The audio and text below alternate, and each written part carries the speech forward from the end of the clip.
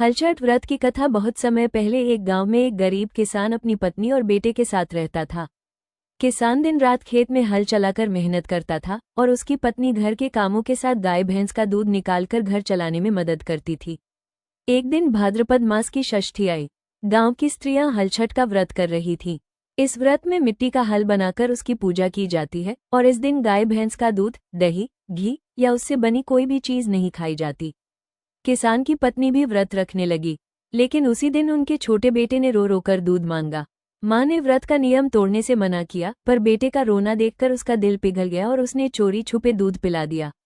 जब रात हुई तो अचंभा हुआ, बेटा बीमार पड़ गया और अगले ही दिन उसकी मृत्यु हो गई। दुख से व्याकुल माँ रोने लगी। गांव की अन्य महिलाएं बोलीं, तुमने व्रत का नियम तोड़ा है, इसलिए यह विपत्ति आई है। माँ पछताई और अगले साल पूरे नियम से हलछठ का व्रत किया।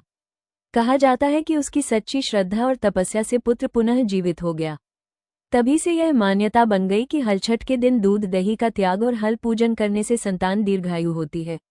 व्रत के नियम व विशेषताएं। 1. इस दिन गाय भैंस का दूध, दही, घी, मट्ठा या उससे बनी वस्तु नहीं खाई जाती। 2. हल चलाना और खेत में जुताई वर्जित होती है। 3. मिट्टी या लकड़ी का हल बनाकर उसकी पूजा की जाती है।